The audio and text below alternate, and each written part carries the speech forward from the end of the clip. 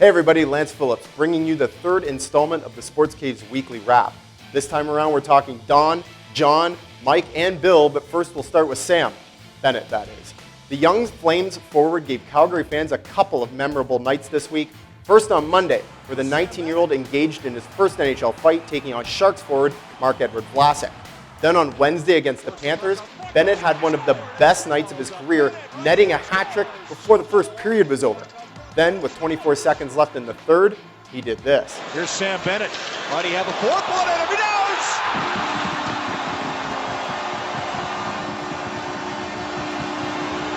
Why not? That last goal was so good, it caused a glitch in the matrix. Unfortunately for some hockey fans somewhere, Bennett couldn't net a fifth.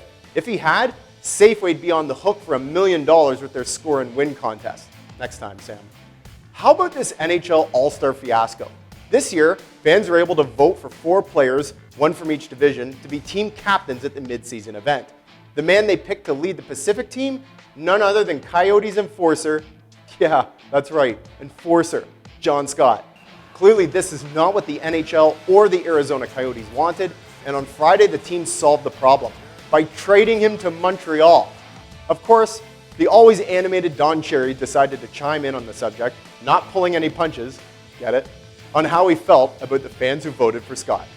You jerks that put him up to be in the All-Star game, what you've done, you've taken this kid who was doing pretty good, playing 6 minutes, played 12 minutes, didn't matter, he's in Arizona, NHL contract. What you did was you took and put him in the minors now, and he's earning, I'm sure he got a 2-way contract, and he's making American League money. Lots of fun, eh? And what they did was, let's get a guy that hadn't scored a goal, and let's put him in NHL. We'll upset the NHL. We'll upset this. It'll be funny. The kid's in the minors now. You upset the trade. 4 families that have to go now. I bet you're very proud of yourself, because the NHL this year is going to be terrific. It's going to be terrific. 3-on-3. It is going to be dynamite. They spent $1 million for the prize.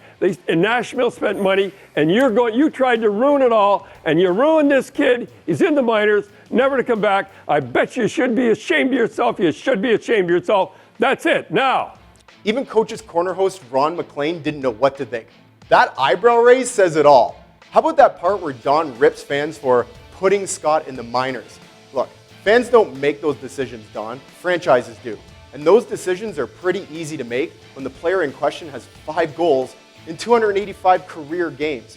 Look, there's a much bigger problem here, and it's not the people paying to watch these games. If the league wants to have fan voting, the league needs to live with the selections those fans make. It doesn't matter whether Scott was traded. He still plays. The All-Star game's for fans anyways, so just do the right thing. While you're figuring out how to fix that, sort out the other mess you made. The fact that Sidney Crosby, one of the best players of our generation, isn't in this game. Fail. ESPN employs some pretty wild characters. One example, Mike Ditka. The former Bears coach was his typical eccentric self on Saturday's edition of NFL Countdown, where he wore this ghastly red blazer on set. After plenty of Twitter harassment, Ditka responded with a legendary move.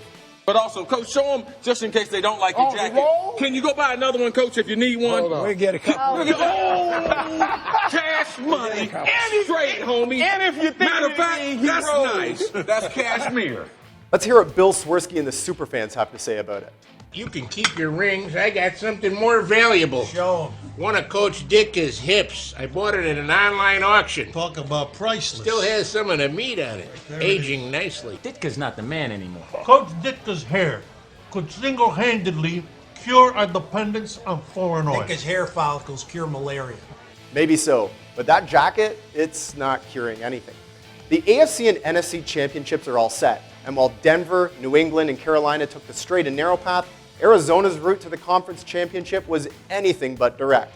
It's not very often a Hail Mary works once, let alone twice. But with Green Bay in the desert, that's exactly what football fans everywhere were treated to, courtesy of the Packers' Aaron Rodgers and Jeff Janis. With under a minute to go and Green Bay on their own 4, Rodgers unleashed a 61-yard bomb that Janis somehow corralled. Then 2 plays later, Rodgers was at it again. They are going to bring pressure again. Rodgers is going to roll away. Throws it up in the air, says a prayer, and Janis does even stop it! Oh, please! What a catch! That's insane! Did someone replace Rodgers' right arm with a rocket launcher? He essentially threw it straight up in the air, and it still made it to the end zone. Incredible. That score forced overtime, where more calamity ensued during the coin toss. Referee Clete Blakeman botched the toss because he did just that. Tossed it. It didn't flip, not even once. The Cardinals won the second flip, and on the first drive scored on a Larry Fitzgerald touchdown. Game over. The internet nearly broke after the first coin toss, and what everyone really wants to know is, how can you not flip the coin? It's 1.5 inches in diameter. That's nuts. It's games like this that make you realize how ridiculous the NFL's overtime rules are.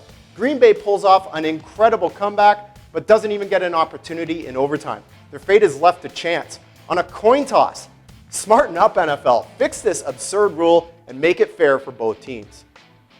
Now for some sad news out of Indianapolis. On Saturday, Butler University held a moment of silence before the team's first home basketball game since the passing of Andrew Smith. The academic All-American spent 4 seasons with the Bulldogs and was an integral part of Butler's 2011 run to the national championship. Smith was diagnosed with non-Hodgkin lymphoma in 2014, undergoing aggressive chemotherapy. After a brief remission, the cancer returned in April of 2015. He passed away at home last Tuesday. Andrew Smith was 25.